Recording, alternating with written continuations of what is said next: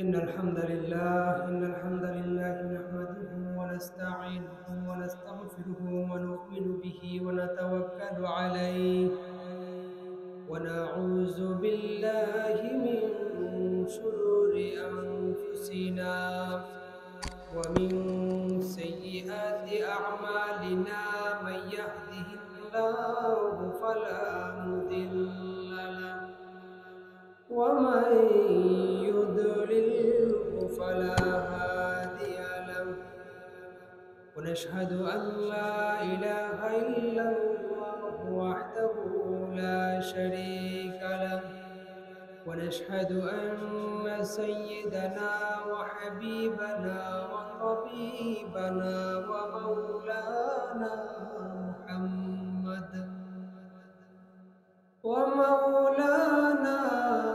محمدا عبد الله ورسوله صلى الله عليه وعلى آله وأصحابه وبارك وسلم الذي أرسله بالحق بشيرا ونذيرا وداعيا إلى الله بإذنه وسراجا منيرا أما بعد فأعوذ بالله من الشيطان الرجيم بسم الله الرحمن الرحيم إن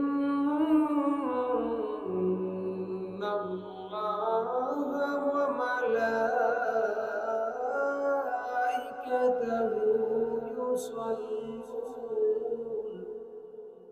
يصلون على النبي يا أيها الذين آمنوا صلوا عليه وسلموا تسليما اللهم صل على سيدنا مولانا محمد وعلى آل سيدنا مولانا اللهم صل على سيدنا مولانا محمد وعلى آل سيدنا مولانا اللهم صل على سيدنا مولانا محمد وعلى آل سيدنا مولانا لا إله إلا الله لا إله إلا الله لا إله إلا الله لا إله إلا الله لا إله إلا الله لا إله إلا الله لا إله إلا الله محمد رسول الله صلى الله عليه وسلم আলহামদুলিল্লাহ আল্লাহর দরবারে অসংখ্য অগণিত শুকরিয়া যে আল্লাহ সুবহানাহু ওয়া তাআলা আমাদেরকে নানা ব্যস্ততাকে পিছনে রেখে তার পাশাপাশি অনেক মানুষের মধ্য থেকে আমাদেরকে বাছাই করে তারপর মসজিদে আগে আগে আসার বসার আমাকে আলোচনা করার আপনাদেরকে শোনার তৌফিক দান করেছেন সেই মহান মনিবের দরবারে একবার কালিমাতু শুকর আদায় করে আমরা সবাই বলি আলহামদুলিল্লাহ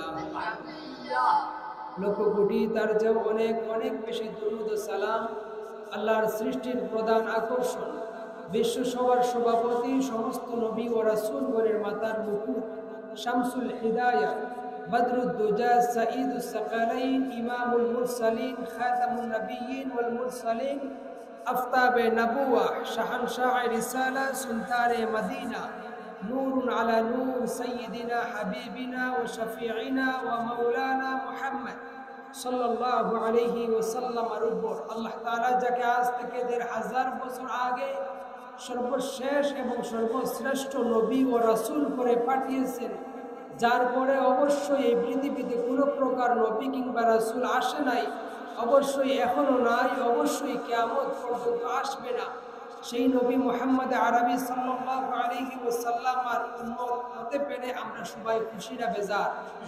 এজন্য আসুন আমরা আরো একবার বলি আলহামদুলিল্লাহ। তার পাশাপাশি বর্তমান যেই মাস, এই মাসটা হচ্ছে রজব মাস। এই মাসের গুরুত্ব, মর্যাদা, ফজিলত অনেক বেশি। যদিও আরো 11টি মাস আছে, কিন্তু 11টি মাসের মধ্যে কুরআনুল কারীমের মধ্যে আল্লাহ সুবহানাহু ওয়া তাআলা তিনি বলেন যে আল্লাহর কাছে 12টি মাসের মধ্যে 4টি মাস হচ্ছে সম্মানিত, 4টি মাস হচ্ছে মর্যাদাবান, তার মধ্যে একটা মাস হচ্ছে এই রজব মাস। এবং এই রজব মাসে একটা গুরুত্বপূর্ণ দিন আছে, যেই দিনে আল্লাহর হাবিব সাল্লাল্লাহু আলাইহি ওয়াসাল্লামের মেরাজ হয়েছিল, ইসরা হয়েছিল, এই রজব মাসের 27 তারিখ। তো এই হিসেবে এই মাসের গুরুত্ব অনেক বেশি। তো এই মাসে আমরা বেশি বেশি করে নেক আমল করব, বেশি বেশি করে ইবাদত বন্দেগী করব, বেশি বেশি করে আমরা নফল রোজা রাখবো, বেশি বেশি করে আমরা নফল নামাজ পড়ব। কারণ এই মাস এটা আল্লাহ তাআলার কাছে সম্মানিত একটি মাস। এই মাসের অনেক গুরুত্ব আছে। এই মাসে আমরা বেশি বেশি করে নেক আমলগুলো করার চেষ্টা করব। কিন্তু আমাদের দেশে অনেকেই বলেন এরকম যে মেরাজের রাত্রিতে কোনো আমল নাই, মেরাজের রাত্রিতে কোনো ইবাদত বন্দেগী করা যাবে না, এসব কোনো হাদিস নাই। এ বিষয়ে ইমাম বাইহাকির শুআবুল ঈমানের মধ্যে একটা হাদিস উল্লেখ করেছেন। আল্লাহর নবীর সাহাবী হযরত সালমান ফারসি রাদিয়াল্লাহু তাআলা আনহু তিনি বলেন, আল্লাহর হাবিব সাল্লাল্লাহু আলাইহি ওয়াসাল্লাম তিনি বলেছেন, ফি রাজাবিন ইয়াউমুন ওয়া লাইলাতুন মান সামা যালিকাল ইয়াউম ওয়া কামা তিলকাল লাইলা কানা কামান সামা মিনাদ দাহরি মিআতা সানাদিন ওয়া কামা মিআতা সানাদিন ওয়া হুয়া লিলায়ালিন বাকিনা মিন রাজাব। অর্থাৎ আল্লাহর হাবিব বলেছেন, কেউ যদি রজব মাসের একটা দিন আছে এবং একটা রাত আছে, দিনের বেলা যদি কেউ একটা রোজা রাখে এবং রাতের বেলা যদি কেউ দাঁড়িয়ে দাঁড়িয়ে ইবাদত বন্দেগী করে, দাঁড়িয়ে দাঁড়িয়ে নামাজ পড়ে, একদিন রোজা রাখলে 100 বছর রোজা রাখার সমান সওয়াব রাব্বুল আলামিন তার আমলনামার মধ্যে দিয়ে দিবেন। সুবহানাল্লাহ। শুধু তাই নয়, রাসূলুল্লাহ বলেন, ওই দিনের যেই দিবাগত রাত্রি আছে, ওই রাত্রিতে কেউ যদি একটা রাত দাঁড়িয়ে দাঁড়িয়ে আল্লাহর ইবাদত করে, আল্লাহর ইবাদত বন্দেগী করে, তাহলে সে যেন 100 রাত্রি ইবাদত করলো। ওই ইবাদত 100 রাত্রি ইবাদত করার সমান সওয়াব ওই এক রাত্রিতে করার কারণে রাব্বুল আলামিন তার আমলনামার মধ্যে দিয়ে দিবেন। সুবহানাল্লাহ। এরপর রাসূলুল্লাহ বলেন, ওয়া হুয়া লিসালাদিন বাকিনা মিন রাজাব। আর সেই দিনটা বা সেই রাতটা হলো রজব মাস পূর্ণ হতে 3 দিন বাকি থাকতে, অর্থাৎ 27 তারিখ, 26 তারিখ দিবাগত রাত, 26 তারিখ দিন এবং 26 তারিখের পরে যেই রাত আসে 27শে রজবের রাত, ওই রাত, এই দিন এবং এই রাত, এই দুইটার সময়ে যদি কেউ রোজা রাখে এবং ইবাদত করে, আল্লাহ রাব্বুল আলামিন ওই বান্দার আমলনামায় ওই 100 বছর ইবাদত করার সমান সওয়াব আল্লাহ তার আমলনামায় লিখে দিবেন। সুবহানাল্লাহ। তবে হ্যাঁ, এই হাদিসের মান নিয়ে কথা আছে। অনেকেই বলেছেন এই হাদিসটা হচ্ছে দঈফ, অনেকেই আবার মাউদু বলেছেন। তবে দঈফ যেটা ইমাম বাইহাকি শুআবুল ঈমানের মধ্যে, হাদিসটা হচ্ছে দঈফ। কিন্তু আমরা জানি মুহাদ্দিসগণ বলেছেন যে সকল আমলের ক্ষেত্রে হাদিস দঈফ হয়, অর্থাৎ যে সকল হাদিস ওই হাদিস থেকে আমল করা সম্পর্কিত আলোচনা আছে, ওই সকল দঈফ হাদিস দিয়ে আমল করা যায়। এজন্য আমরা এই দঈফ হাদিস দিয়ে আমল করার চেষ্টা করব। যদিও অনেকেই হাদিসটাকে মওদু বলেছেন, কিন্তু অনেক মুহাদ্দিসগণ এটাকে দঈফ বলে উল্লেখ করেছেন। এজন্য আমরা এই 27শে রজব যেই রাতটা আছে, রাত্রে আমরা বেশি বেশি করে ইবাদত বন্দেগী করব, আর দিনের বেলা আমরা রোজা রাখার চেষ্টা করব যদি পারি। এছাড়া এই রজব মাসে আমরা বেশি বেশি করে নফল রোজা রাখার চেষ্টা করব, কারণ এই মাসের পর আরেকটা মাস, এই আরেকটা মাসের পরই আসবে রমাদান মাস। এই জন্য আমরা রমাদানের রোজা রাখার জন্য আমরা অভ্যাস করা হিসেবে করার জন্য আমরা রোজা রাখা শুরু করবো। আল্লাহ তাআলা তৌফিক দান করেন, বলুন আমিন। সম্মানিত হাজিরিন, আজকের আমাদের আলোচ্য বিষয় আকীদার একটা বিষয়। এটা হচ্ছে আকীদার একটা বিষয়। আমি আমার যে আয়াতকে নিয়ে আলোচনা করবো, আয়াতটা আপনাদেরকে প্রথমে শোনাই। আল্লাহ সুবহানাহু ওয়া তাআলা এই আয়াতের মধ্যে কি বলেছেন? রব্বুল আলামিন বলেন, ইয়া আইয়ুহাল্লাযীনা আমানু লা তাকুলু রাঈনা ওয়া কুলু উনজুরনা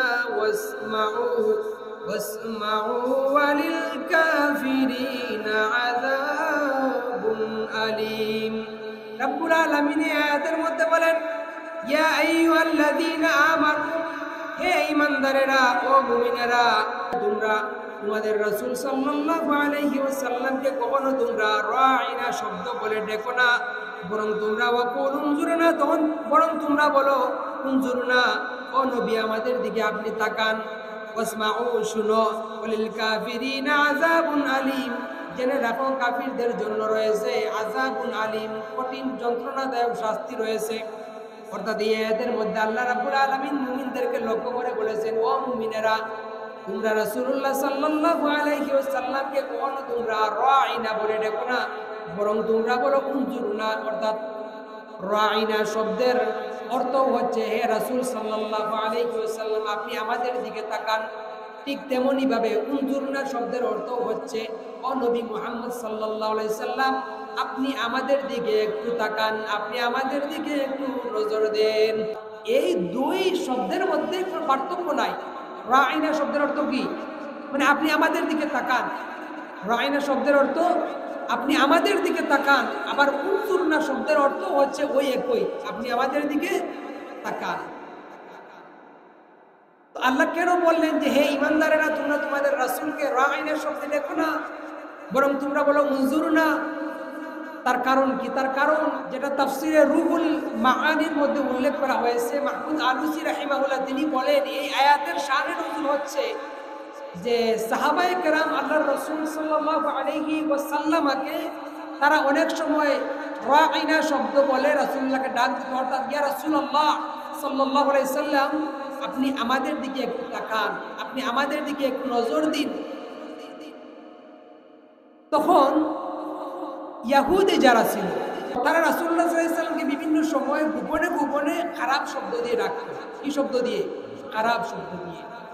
তো রাসূলুল্লাহর সাহাবায়ে কেরাম যখন রাসূলুল্লাহকে রাঈনা শব্দ বলে ডাক দিতেন যে ইয়া রাসূলুল্লাহ আপনি আমাদের দিকে তাকান, তখন এই রাঈনা শব্দ দ্বারা কাফের মুশরিকরাও রাসূলুল্লাহকে ডাকা শুরু করলো। তবে এখানে মূল ঠিক কথাটা হচ্ছে রাঈনা শব্দের দুইটা অর্থ হয়। কয়টা অর্থ বলেন? কয়টা অর্থ? দুইটা অর্থ। তার মধ্যে একটা অর্থ হচ্ছে যেটা আমরা বললাম যে রাসূলুল্লাহ কেন ডাকতেন, বলেন কেন ডাকতেন? আমাদের দিকে তাকান, এই উদ্দেশ্যে রাসূলুল্লাহকে ডাকতেন। রাসূলুল্লাহকে বলতেন যে রাসূলুল্লাহ রাঈনা, আমাদের দিকে একটু নজর দিন, আমাদের দিকে একটু তাকান, আমাদের দিকে একটু খেয়াল করুন। আবার এই রাঈনা শব্দের আরেকটা অর্থ হচ্ছে যখন কেউ কাউকে নির্বুধ মানে বুদ্ধিহীন কাউকে যখন কেউ ডাকে, বা যখন কেউ কাউকে বলে যে রাখাল অর্থে ডাকে, অর্থাৎ হে আমার রাখাল। কি অর্থে? হে আমার রাখাল। এই অর্থেও এই শব্দ দ্বারা এই অর্থেও অনেক সময় ডাকা হয়। তো রাসূলুল্লাহর সাহাবায়ে কেরাম তারা ডাকতেন ভালো উদ্দেশ্য নিয়ে। কোন উদ্দেশ্য নিয়ে? ভালো উদ্দেশ্য নিয়ে। কিন্তু ইহুদি যারা ছিল তারা রাসূলুল্লাহকে ওই উদ্দেশ্যে ডাকতো না, বরং তারা হয় নির্বুধ অর্থে অথবা হে আমাদের রাখাল অর্থে তারা রাসূলুল্লাহকে ডাকত। দেখা গেল যে এই শব্দের ভালো অর্থ আছে, খারাপও অর্থ আছে, কিন্তু এই শব্দটাকে অনেকেই খারাপ অর্থে ব্যবহার করত। এজন্য আল্লাহ সুবহানাহু ওয়া তাআলার সাথে সাথে যখনই দেখলেন ইহুদিরা আমার রাসূলকে রাঈনা, হে আল্লাহ মাফ করুন শব্দটা হে আমাদের রাখাল বলে ডাক দিত, তখন আল্লাহ তাআলা মুমিনদেরকে লক্ষ্য করে তার সাহাবায়ে কেরামদেরকে লক্ষ্য করে বলে যে হে সাহাবীরা, এই রাঈনা শব্দ দিয়ে তোমরা আর দেখো না, কারণ এই শব্দের দুইটা অর্থ আছে। তোমরা ডাকছো ভালো অর্থে, আর ইহুদি যারা আছে তারা খারাপ অর্থে ডেকেছে। সুতরাং তোমরা আজ থেকে আর রাঈনা শব্দ বলে ডাকবে না, বরং তোমরা ডাকবে উনজুরনা, ইয়া রাসূলুল্লাহ আপনি আমাদের দিকে একটু লক্ষ্য করুন, আমাদের দিকে একটু তাকান। সুবহানাল্লাহ। তো রাসূলুল্লাহর সম্মান বাড়িয়ে দিয়েছেন কে? আল্লাহ। রাসূলুল্লাহর সম্মান আল্লাহ সুবহানাহু ওয়া তাআলা বাড়িয়ে দিয়েছেন। তোমরা কখনো রাসূলুল্লাহকে ওই শব্দ দিয়ে ডেকো না যে শব্দের দুইটা অর্থ হয়, খারাপ অর্থ ভালো অর্থ, বরং তোমরা এমন শব্দ দিয়ে রাসূলুল্লাহকে ডাকো যেই শব্দের অর্থ হয় শুধুমাত্র কেবলমাত্র ভালো ছাড়া খারাপ কোনো উদ্দেশ্য অর্থ নেওয়া যায় না। এজন্য যেই কথাটি আমরা বলবো, আমাদের রাসূলের নাম কি? মুহাম্মদ সাল্লাল্লাহু আলাইহি সাল্লাম। এই রাসূলুল্লাহ সাল্লাল্লাহু আলাইহি সাল্লামকে আমরা যখন কথা বলবো তখন আদবের সাথে সম্মানের সাথে এমন শব্দ ব্যবহার করব যেই শব্দ ব্যবহার করলে রাসূলুল্লাহর সম্মান বাড়ে, রাসূলুল্লাহর মর্যাদা বাড়ে, রাসূলুল্লাহর আজমত এগুলো বৃদ্ধি হয়। এমন শব্দ দিয়ে আমরা রাসূলুল্লাহকে ডাকবো। কখনো এমন শব্দ দিয়ে আমরা ডাকবো না যেই শব্দ দিয়ে ডাকলে রাসূলুল্লাহর সম্মান খাটো হয়, যেই শব্দ দিয়ে ডাকলে রাসূলুল্লাহর সম্মান কমে যায়, যেই শব্দ দিয়ে ডাকলে আমরা ডাকবো ভালো উদ্দেশ্য, অন্য মানুষ ডাকবে এটা, এই শব্দ দিয়ে কিন্তু উদ্দেশ্য থাকবে ভিন্ন। এই জন্য প্রিয় হাজরিন, আমরা যারা আছি, আমরা যখন রাসূলুল্লাহর সাথে কথা বলবো তখন সম্মানের সাথে কথা বলবো। আমরা একজন আরেকজনকে যেভাবে ডাকি ওইভাবে আমরা কখনো রাসূলুল্লাহকে ডাকবো না। ওইভাবে রাসূলুল্লাহকে ডাকা আল্লাহ তাআলা হারাম করে দিয়েছে।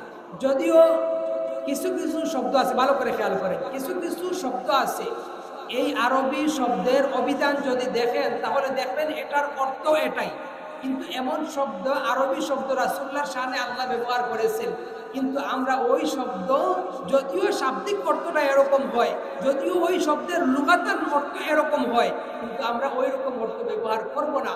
যেমন একজন রাসূলুল্লাহকে রাখাল বলেছেন। আচ্ছা, আমরা যদি আমাদের বাবাকে কেউ এই রাখাল বলে ডাক দেই তখন আমরা খুশি হব না বেজার হব? বেজার হব।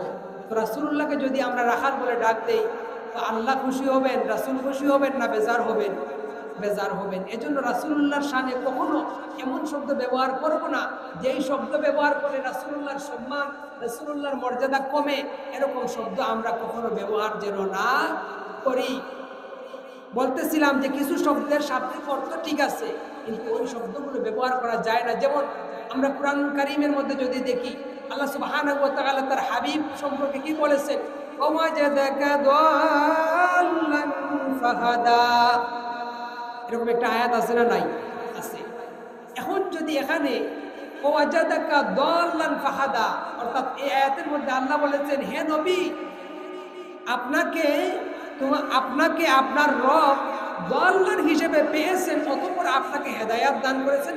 এখন যদি এই দাল্লান শব্দের অর্থ আপনি পথভ্রষ্ট, দাল্লান শব্দের শাব্দিক অর্থ হয় পথভ্রষ্ট, এমন যদি বলেন, আল্লাহ মাফ করুক, যে নবী মুহাম্মদ সাল্লাল্লাহু আলাইহি সাল্লাম আল্লাহ আপনাকে পথভ্রষ্ট অবস্থায় পেয়েছেন, এরপর আল্লাহ আপনাকে হেদায়াত দিয়েছেন, তাহলে রাসূলুল্লাহর শানে এই শব্দ ব্যবহার করা যাবে? রাসূলুল্লাহর শানে ব্যবহার করা যাবে না। পথভ্রষ্ট মানে একটা মানুষ গুমরাহির মধ্যে ছিল। আমার রাসূল কি কখন গুমরাহির মধ্যে ছিলেন? রাসূলুল্লাহর জন্ম থেকে নিয়ে ইন্তেকালের আগ পর্যন্ত কখনো তিনি গুমরাহির মধ্যে ছিলেন? কখনোই গুমরাহির মধ্যে ছিলেন না। এরকম শব্দ কখনোই আমরা ব্যবহার করব না। তাহলে কি অর্থ নেওয়া হবে? ওই আগেই বলেছি, দাল্লান শব্দের শাব্দিক অর্থ নেওয়া যাবে না। এখান থেকে মুহাদ্দিসদের কথা নিতে হবে বা মুফাসসিরদের কথা নিতে হবে। আল্লাহ সুবহানাহু ওয়া তাআলা তার হাবিবকে বলেছেন, হাবিব, যেটা তাফসীরে জালালাইনের মধ্যে ইমাম সুয়ুতী রাহিমাহুল্লাহ উল্লেখ করেছেন যে ওয়াজাদাকা দাল্লান ফাহাদা, হে নবী, আপনার রব আপনাকে যে শরীয়তের উপর রেখেছেন ওই শরীয়তের পথটা আপনি আগে জানতেন না, বরং আল্লাহ তাআলা ওই শরীয়তের নিয়ম কানুন, কায়দা কানুন যেগুলো আছে ওইগুলো আল্লাহ আপনাকে দান করেছেন। সুবহানাল্লাহ।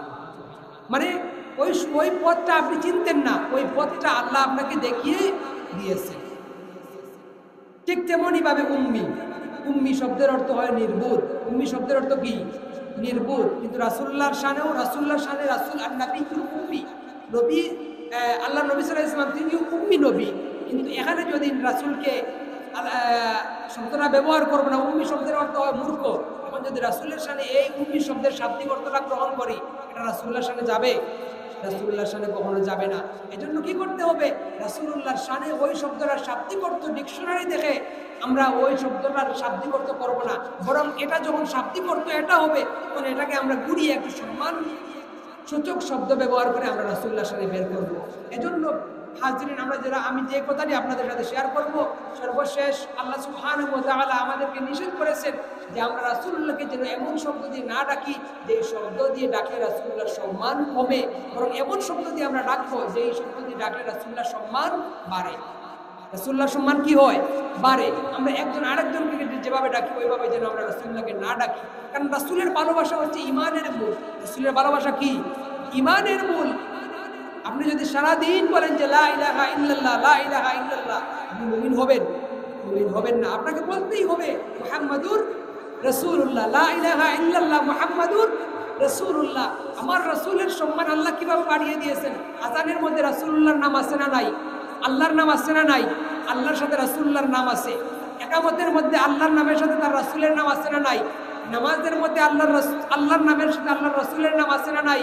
কালেমার সাথে আল্লাহর নামের সাথে তার রাসূলের নাম আছে না নাই? রাসূলুল্লাহর শান বাড়িয়ে দিয়েছেন কে?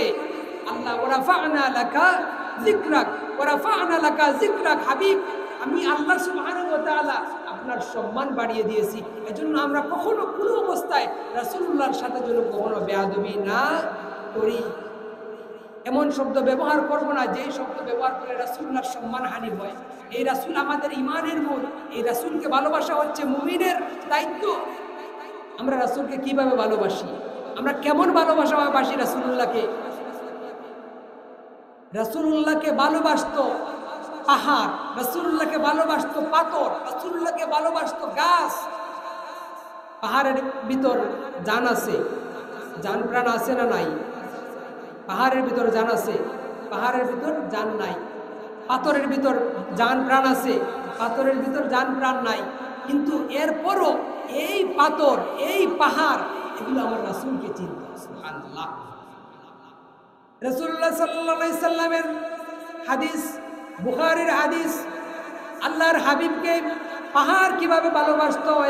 একদিন আল্লাহর হাবিব সাল্লাল্লাহু আলাইহি সাল্লাম, একদিন আল্লাহর হাবিব সাল্লাল্লাহু আলাইহি ওয়াসাল্লাম তিনি পাহাড়ের মধ্যে উঠলেন।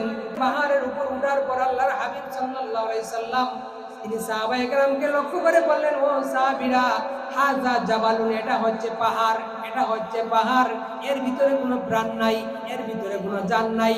এ আমার সাহাবীরা, তবে জেনে রাখো, ইউহিব্বুনা, এই পাহাড়টি আমাদেরকে ভালোবাসে, অনুহিব্বুহু, অনুহিব্বুহু, এমনকি ওই পাহাড়কে আমি রাসূল মুহাম্মদুর রাসূলুল্লাহ ওই পাহাড়কে ভালোবাসি। সুবহানাল্লাহ। অর্থাৎ রাসূলুল্লাহ বললেন, এই যে পাহাড়, উহুদ পাহাড়ের উপর রাসূলুল্লাহ উঠলেন। উঠার পর তিনি সাহাবায়ে কেরামকে বলেন যে, হে সাহাবীরা, এই যে পাহাড়, এই পাহাড় ইউহিব্বুনা, আমাদেরকে ভালোবাসে, অনুহিব্বুহু, এমনকি আমি নবী মুহাম্মদ ওই পাহাড়কে ভালোবাসি। এখন বলেন, যদি পাহাড়ের জান না থাকার পর ওই পাহাড় আমাদের নবীকে ভালোবাসতে পারে, তাহলে আমরা কি ভালোবাসবো নাকি বাসবো না? কম বাসবো না বেশি বাসবো? বেশি ভালোবাসতে হবে। শুধু তাই নয়, আল্লাহর রসুলকে পাথর পর্যন্ত রাসূলুল্লাহকে চিনত। সহিহ বুখারীর হাদিস, আল্লাহর হাবিব বলেন, আল্লাহর হাবিব সাল্লাল্লাহু আলাইহি ওয়াসাল্লাম তিনি বলেন, ইন্নী লা আরিফু হাজারান বিমাক্কা, আমি মক্কার জমিনের একটা পাথর আছে, ওই পাথরটিকে আমি চিনি। রাসূলুল্লাহকে যদি প্রশ্ন করি, ইয়া রাসূলুল্লাহ, কিভাবে আপনি ছিলেন, কিভাবে আপনি ছিলেন? তখন রাসূলুল্লাহ বললেন, কানা ইউসাল্লিমু আলাইয়া, কারণ ওই পাথরটা আমি নবী মুহাম্মদকে সালাম দিত। সুবহানাল্লাহ। এরপর রাসূলুল্লাহ বলেন, লা আরিফুল আন, এমনকি এই পাথরটা আগেও আমাকে সালাম দিত, এজন্য আমি পাথরটিকে চিনতাম। ঠিক তেমনি ভাবে আজকে এখন পর্যন্ত আমি ওই পাথরটাকে এখন পর্যন্ত আমি চিনি। সুবহানাল্লাহ। তার মানে পাথরের ভিতর জান আছে, পাথরের ভিতর জান নাই। পাথরের ভিতর এগুলো হচ্ছে জড় পদার্থ, এগুলোর ভিতরে কোনো জান নাই। এই পাথরের ভিতর জান না থাকার পর ওই পাথরটা কি করে? রাসূলুল্লাহকে চিনেছে, রাসূলুল্লাহকে সালাম দিত। শুধু কি তাই? তিরমিজির হাদিস, রাসূলুল্লাহকে গাছ পর্যন্ত সালাম দিত। কিভাবে সালাম দিত? রাসূলুল্লাহ বলেছেন, এই গাছ রাসূলুল্লাহকে এই শব্দে সালাম দিত, আসসালামু আলাইকা ইয়া রাসূলুল্লাহ, আসসালামু আলাইকা ইয়া রাসূলুল্লাহ, আসসালামু আলাইকা ইয়া রাসূলুল্লাহ। গাছ, পাহাড়, পাথর যদি আমার রাসূলকে চিনতে পারে, তাহলে আমরা চিনবো না? আমাদেরকে চিনতে হবে। শুধু কি তাই? আরেকটা হাদিস বলে আলোচনা শেষ করব। শুধু রাসূলুল্লাহকে যে গাছ চিনত, প্রাণযুক্ত গাছ চিনত এরকম নয়, বরং শুকনো যেই কাঠ আছে, কাঠের টুকরাও রাসূলুল্লাহকে চিনত। কিভাবে চিনত? সহিহ বুখারীর হাদিস, আল্লাহর হাবিব সাল্লাল্লাহু আলাইহি সাল্লাম যখন জুমার দিন মিম্বরের উপর দাঁড়িয়ে, জুমার দিন একটা খেজুরের ডালের উপর টেস দিয়ে রাসূলুল্লাহ খুতবা দিতেন। তখন সাহাবায়ে কেরামদের মধ্য থেকে এক সাহাবী বললেন যে, ইয়া রাসূলুল্লাহ, আপনার জন্য একটা মিম্বর আমি তৈরি করে দেই। রাসূলুল্লাহর জন্য একটা মিম্বর তৈরি করে দেওয়া হলো। রাসূলুল্লাহ পরবর্তী জুমায় যখন মিম্বরটা তৈরি হয়ে গেল, রাসূলুল্লাহ ওই মিম্বরের উপর উঠে রাসূলুল্লাহ কি করলেন? খুতবা দিতে শুরু করলেন। আর ওই যে রাসূলুল্লাহ যে খেজুরের ডালের সাথে টেস দিয়ে রাসূলুল্লাহ আগের জুমায় খুতবা দিয়েছিলেন, ওই খেজুরের ডালকে রাসূলুল্লাহ একটু পিছনে রেখে দিয়েছিলেন। তখন রাসূলুল্লাহ শুনতে পেলেন ওই যে গাছের যেই কাঠের যেই টুকরা, ওই টুকরাটা ওই পিছন থেকে রাসূলুল্লাহর মুহাব্বতে, রাসূলুল্লাহর ভালোবাসায় ওই গাছের টুকরাটি বারবার কাঁপতে শুরু করেছিল। সুবহানাল্লাহ। তখন রাসূলুল্লাহ মিম্বর থেকে নামলেন। মিম্বর থেকে নামার পর রাসূলুল্লাহ ওই কাঠের টুকরাটির মধ্যে হাত দিয়ে স্পর্শ করলেন। তখন ওই কাঠের টুকরা কান্না বন্ধ করে দিল। সুবহানাল্লাহ। এখন দেখেন, রাসূলুল্লাহকে যদি শুকনো কাঠের টুকরো রাসূলুল্লাহকে চিনে, কিন্তু আমরা উম্মত হয়ে আমরা রাসূলুল্লাহকে চিনতে পারি নাই। আমরা তো রাসূলুল্লাহকে ভালোবাসি কিনা? আমরা ভালোবাসি, কিন্তু শুধুমাত্র ভালোবাসলেই যে আপনি সফল হয়ে যাবেন তা কিন্তু নয়। রাসূলুল্লাহকে যদি আপনি ভালোবাসেন, তাহলে রাসূলুল্লাহর যে হুকুম আছে ওই হুকুমগুলো মানবেন। আমরা রাসূলকে যদি শুধুমাত্র মুখ দিয়ে ইয়া রাসূলুল্লাহ ভালোবাসি এটা বললেও যেমন আপনি সফল হতে পারবেন না, সাকসেসফুল হতে পারবেন না, ঠিক তেমনি ভাবে আল্লাহর যত ইবাদত বন্দেগী আছে সবগুলো মানলেন, কিন্তু রাসূলের জন্য আপনার কোনো ভালোবাসা নাই, তখনও আপনি পরিপূর্ণ মুমিন হতে পারবেন না। যেমনই রাসূলুল্লাহকে ভালোবাসতে হবে, ঠিক তেমনি রাসূলুল্লাহর সুন্নাহকেও ভালোবাসতে হবে। কিন্তু আমরা আজকে রাসূলুল্লাহর সুন্নাহকে ভালোবাসি? আমরা কয়জন আছি যে রাসূলুল্লাহর ভালোবাসায় আমরা বলেছি যে ইয়া রাসূলুল্লাহ, আমি আপনাকে ভালোবাসি, এই ভালোবাসায় আজকে আমি এই কাজটা করলাম। এরকম কখনো হয়েছে আমাদের? আমরা তো শুধুমাত্র বলি ইয়া রাসূলুল্লাহ ভালোবাসি। এজন্য আমরা যেন শুধুমাত্র মুখে ভালোবাসা না বলি, অর্থাৎ কাজে যেন আমরা প্রমাণ দেই যে ইয়া রাসূলুল্লাহ, আপনাকে আমি ভালোবাসি, আপনার ভালোবাসায় আমি এই কাজটা করলাম। এরকম আমাদেরকে করতে হবে। আমি আবারও বলছি, বলেন, আমরা যে রাসূলকে বলি ভালোবাসি, ইয়া রাসূলুল্লাহ ভালোবাসি, ইয়া রাসূলুল্লাহ ভালোবাসি, কিন্তু ওই রাসূলের ভালোবাসায় আমরা কোন কাজটা করেছি? কোন কাজটা করতে যে ইয়া রাসূলুল্লাহ, আপনাকে আমি ভালোবাসি, আর আপনার ওই ভালোবাসার কারণে একমাত্র আপনাকে খুশি করার জন্য, আল্লাহকে খুশি করার জন্য, আপনার মুহাব্বতে আমি এই কাজটা করেছি। এরকম কোনো কাজ আমাদের জীবনে আছে? আমাদের জীবনে নাই। এজন্য মনে হয় মাঝে মধ্যে, আমি আমার কথাই বলছি, যে মাঝে মধ্যে চিন্তা করি, রাসূলকে তো সারা জীবনই বলি ভালোবাসি, মাইকে উঠলেও বলি ভালোবাসি, কারোর সঙ্গে কথা বললে যদি প্রসঙ্গ আসে তখন বলি ভালোবাসি, কিন্তু রাসূলের ভালোবাসায় কোন কাজটা আমি করলাম? ইয়া রাসূলুল্লাহ, আপনাকে মুহাব্বত করে আমি এই কাজটা করেছি, এরকম কাজ আমাদের জীবনে নাই। এজন্য আমরা এমন কিছু কাজ করব যেই কাজটা রাসূলকে শুধুমাত্র ভালোবেসে এই কাজটা আমরা করেছি। এরকম কোন একটা কাজ যেন আমরা করি, কিয়ামতের ময়দানে যেন রাসূলুল্লাহকে বলতে পারি যে ইয়া রাসূলুল্লাহ, এই কাজটা আপনার জন্য করেছি, আপনি আমাদের জন্য একটু শাফায়াত করুন। এরকম কাজ করতে পারবো কি পারবো না? পারবো। আর আরেকটা কথা বলি, আমরা অনেক সময় ভালো কাজ আমরা শেয়ার করি, মানুষের সাথে শেয়ার করি না? নেক কাজ করলে আমরা শেয়ার করি।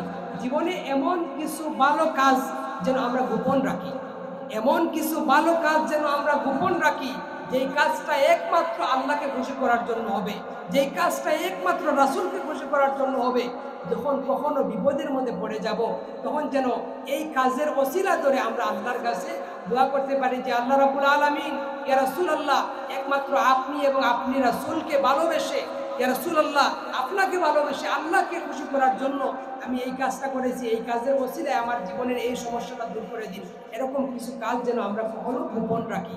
আমরা যেন সব কাজ মানুষের সাথে বা পাবলিক যেন আমরা না করি, কারণ কিছু কিছু দোয়া জিনিস যদি আপনি গোপন রাখেন, এর ওসিলায় দোয়া করলে আল্লাহ আপনার দোয়াকে কবুল করে নেবেন। এই জন্য রাসূলুল্লাহকে ভালোবাসবো, রাসূলুল্লাহর সঙ্গে মুহাব্বত আমরা রাখতে পারবো কি পারবো না? একটা হাদিস বলে আলোচনা শেষ করে দিচ্ছি। হাদিসটা হচ্ছে, রাসূলুল্লাহকে যদি আমরা ভালোবাসি, আগে তো বললাম ভালোবাসার সাথে কাজ করতে হবে, এখন বলছি যদি শুধুমাত্র কেবলমাত্র রাসূলুল্লাহকে অন্তর থেকে মুহাব্বত ভালোবাসা করতে পারি, রাসূলুল্লাহকে ভালোবাসতে পারি, তাহলে আমরা কিয়ামতের ময়দানে রাসূলুল্লাহর সাথে জান্নাতে থাকবো। সহিহ বুখারীর হাদিস, এক সাহাবী আল্লাহর রাসূলকে এসে বলল, ইয়া রাসূলুল্লাহ, ইয়া হাবিবাল্লাহ, ও আল্লাহর নবী, মাতা সাআত কিয়ামত কবে? রাসূলুল্লাহ ওই সাহাবীকে প্রশ্ন করলেন, ইয়া সাহাবী, তুমি কিয়ামতের জন্য কি আমল করেছো? সাহাবী বলেন, ইয়া রাসূলুল্লাহ, ইয়া হাবিবাল্লাহ, ও আল্লাহর নবী, আমি তো আমার জীবনে এমন কোনো নেক আমল করতে পারি নাই, এমন কোনো ভালো কাজ করতে পারি নাই, এমন কোনো অতিরিক্ত কাজ আমি করতে পারি নাই। তবে গো নবী, ইয়া রাসূলুল্লাহ, ইন্নী উহিব্বুল্লাহ ওয়া রাসূলাহু, আল্লাহর নবী, তবে আমি একটা জিনিস বলতে পারি, সেই জিনিসটা হলো, ইয়া রাসূলুল্লাহ, আমি আল্লাহ এবং তার হাবিবকে ভালোবাসি, এজন্যই আমি আপনাকে জিজ্ঞেস করছি কিয়ামত কবে। তখন রাসূলুল্লাহ বলেন, ও আমার সাহাবী, জেনে রাখো, মান আহবাবতা কানা মাআ মান আহবাবতা, অর্থাৎ তুমি যাকে ভালোবাসো তার সাথে তুমি কিয়ামতের ময়দানে থাকবে। সুবহানাল্লাহ। মান আহবাবতা কানা মাআ, তুমি যাকে ভালোবাসো তার সাথে তুমি থাকবে। এখন বলেন, আমাদের রাসূল কোথায় থাকবেন? জান্নাতে নাকি অন্য কোনো জায়গায়? শুধু জান্নাতে নাকি জান্নাতের বড় জান্নাতে? এজন্য আমরা রাসূলুল্লাহকে ভালোবাসবো। রাসূলুল্লাহকে ভালোবাসলে রাসূলুল্লাহর সাথে কিয়ামতের ময়দানে আমরা থাকবো। আর রাসূলুল্লাহ থাকবেন বড় জান্নাতে, আর আমরা কি ছোট জান্নাতে থাকবো? কখনোই হতে পারে না। এজন্য রাসূলুল্লাহকে আমাদের দিল থেকে ভালোবাসার চেষ্টা করব। আর আজ থেকে একটা প্রতিজ্ঞা করব যে রাসূলের জন্য হলেও একটা জিনিস যেন আমি আমল করতে পারি, কিয়ামতের ময়দানে রাসূলকে বলতে পারবো যে, ইয়া রাসূলুল্লাহ, শুধুমাত্র আপনাকে ভালোবাসে আমি এই আমলটা করেছি। এরকম একটা কাজ করার চেষ্টা করব। আর সর্বশেষ কিছু গোপন আমল যেন আমরা করার চেষ্টা করি। যদি আমরা বিপদে পড়ে যাই, তখন আল্লাহর কাছে এই গোপন আমলের ওসিলা করে দোয়া করতে পারি। দোয়া করলে আল্লাহ আমাদের দোয়াকে কবুল করে নেবেন। আর 3 নম্বর কাজ হলো, আমরা যেন রাসূলুল্লাহকে আমাদের জানের চাইতে বেশি ভালোবাসি। পারবো তো ইনশাআল্লাহ? সাহাবী উমর রাদিয়াল্লাহু তাআলা আনহু, সাহাবী হযরত উমর রাদিয়াল্লাহু তাআলা আনহু, তিনি একবার রাসূলুল্লাহকে বলেন যে, ইয়া রাসূলুল্লাহ, আমার জান পড়ে আর যা আছে সবকিছুর চাইতে নবী আমি আপনাকে বেশি ভালোবাসি। রাসূলুল্লাহ বলেন, তুমি এখন ভালোবাসতে পারো নাই, যতক্ষণ পর্যন্ত না তোমার জীবনের চাইতে আমাকে বেশি ভালোবাসবে, ততক্ষণ তুমি পরিপূর্ণ মুমিন হতে পারবে না। সাহাবী উমর বললেন যে, ইয়া রাসূলুল্লাহ, এখন থেকে আমার সিদ্ধান্ত আমি পরিবর্তন করেছি। ইয়া রাসূলুল্লাহ, এখন থেকে আমি আপনাকে আমার জানের চাইতেও, আমার যেই ভালোবাসার মানুষ আছে তাদের চাইতেও, এমনকি আমার নফসের চাইতেও আপনাকে বেশি ভালোবাসি। তখন রাসূলুল্লাহ বলেন যে, হে উমর, এখন তোমার ভালোবাসা পরিপূর্ণ হয়েছে। এখন দেখেন, যদি উমর এই কথা বলেন যে জানের চাইতে বেশি ভালোবাসি, তখন রাসূলুল্লাহ বললেন তোমার ভালোবাসা হয় নাই, তখন তিনি বলেন জানের চাইতে বেশি ভালোবাসি। আমাদের অন্তরের খবরটা তো আমরা জানি, আমরা রাসূলুল্লাহকে কতটুকু ভালোবাসি, আমাদেরকে কতটুকু ভালোবাসতে হবে, এটা এই হাদিস থেকে একটু শিক্ষা নেওয়ার চেষ্টা করুন। আল্লাহ তাআলা আমাদেরকে এই বিষয়ে বুঝ দান করুন। আমরা সবাই বলি আল্লাহুম্মা আমিন। যে কথাগুলো বললাম, আল্লাহ তাআলা আগে আমাকে আমল করার এবং আপনাদেরকে আমল করার তৌফিক দান করুন, এবং আল্লাহ তাআলা তার হাবিবের সঙ্গে আমাদের মহব্বত ভালোবাসা তৈরি করার তৌফিক দান করুন। আমরা সবাই বলি আল্লাহুম্মা আমিন। রাসূলুল্লাহর সুন্নাহ অনুযায়ী যেন আমাদের জীবনকে আমরা রাঙাতে পারি, আল্লাহ তাআলা তৌফিক দান করুন। আমরা সবাই বলি আল্লাহুম্মা আমিন।